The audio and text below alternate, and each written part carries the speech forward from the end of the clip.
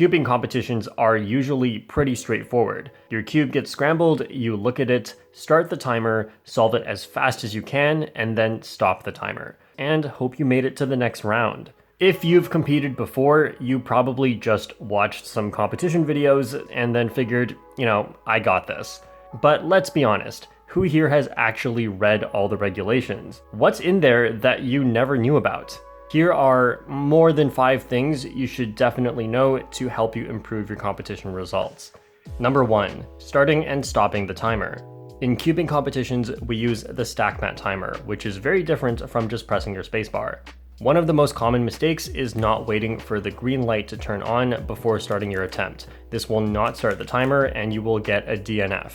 When you are starting the timer, you must have your fingers on the pads and not just the palms of your hands. However, when stopping the timer, your hands just have to face down so you can use any part of your hand. Because the way that you stop the timer is more lenient, don't think too much about it, and once the cube is solved, just go for the timer, even if the cube is still in the air.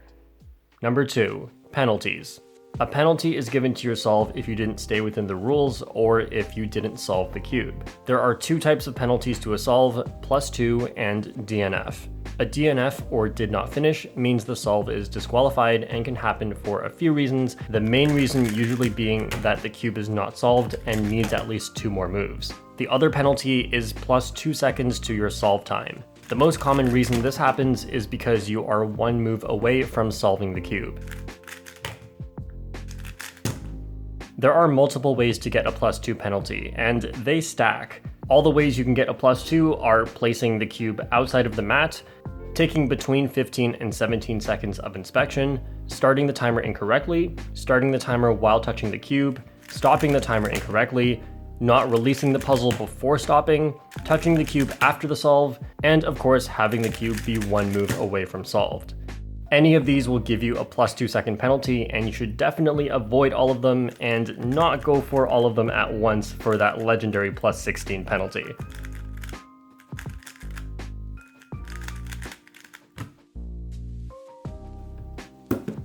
Actually, don't do that. Number 3, extra solves.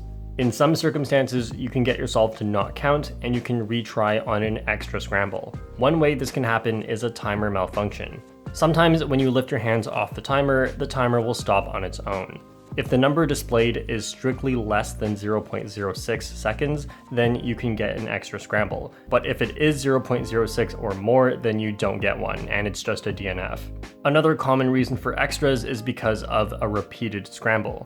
This happens if the person scrambling makes a mistake and gives you the same scramble on 2 different solves. Now, there are some things that can make you feel like you deserve a resolve, but you actually don't get one. A common one is a timer reset when you stop the solve. Sometimes you've hit the timer reset button and sometimes it's not your fault, you just got unlucky, but you do not get an extra in this situation. And of course, obviously, I don't know why people ever ask this, but if you sneeze during your attempt, you do not get an extra. Number 4, one-handed solving. When solving one-handed, you are allowed to use the table you are solving on to help you solve.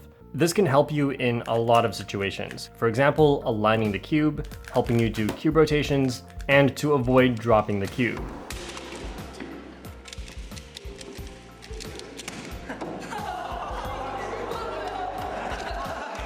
And make sure you can fix a corner twist one-handed in case that ever comes up.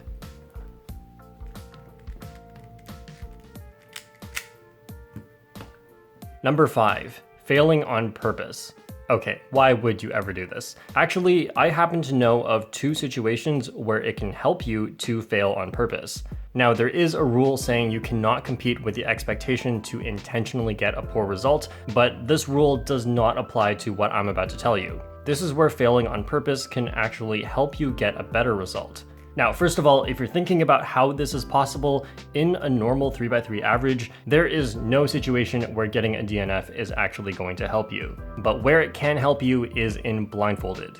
Because blindfolded solving can take a long time, often there is a cumulative time limit. And what this means is that all of your solves added together cannot go over this time. and this is to help the competition run on time. And the way that blindfolded works is they don't look at your average, but they look at the best time you got in all of your attempts, which means you can DNF one attempt if you think it means it would help you in another attempt. So you might be able to see where I'm going here. For example, if the cumulative time limit is 10 minutes and you have taken 4 minutes on your first solve, but it was a DNF, that still counts towards the 10 minutes, you only have 6 minutes remaining.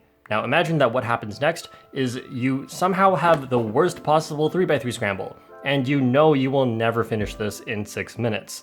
So the best thing to do here is just stop the timer, take a 5-second DNF, and hope for the best in your third attempt, because then you might actually get a good result. Did you DNF on purpose? Yes. But did you do it with the expectation of an intentionally poor result? Well, no, because what matters is the best solve in the average, and you think you have a better chance by DNFing the second solve.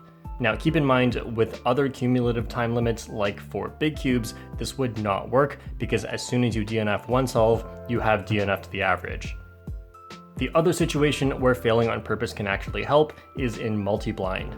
Before starting the attempt, you submit as many cubes as you would like to try and solve blindfolded in a row. Now, you are not allowed to submit one because that is not multiple cubes blindfolded. So if you are not good at multi-blind, then the best thing to do would be to try 2 cubes, right?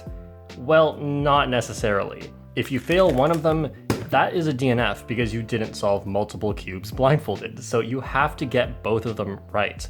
And on top of that, you have to do it in 20 minutes because you only get 10 minutes per cube attempted. So if all you want is a success so you can have it on your WCA profile, then the easiest thing to do would be to attempt 4 cubes. You still have to solve 2 of them, but you get 40 minutes, and you can just pick the 2 you think are easiest. In multi-blind, score is calculated as solved cubes minus unsolved cubes. So you'd have a final score of 0, which is still enough to count as a success.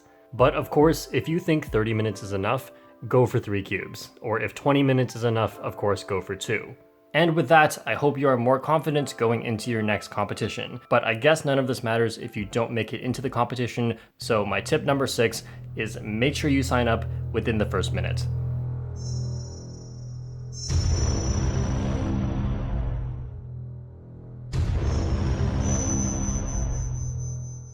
And before you leave, here are the winners for the giveaway from 2 weeks ago. Congrats to all of the winners who get a gift card to speedcubeshop.com. And if you are one of the winners, then scroll down in the description to see how to claim your prize. If you did not win, don't worry. On any order, even without the gift card, you can use the discount code JPERM for a discount on your order, and it helps to support this channel, which means more videos that may contain a giveaway that you might win. Aha, can't argue with that logic, can you?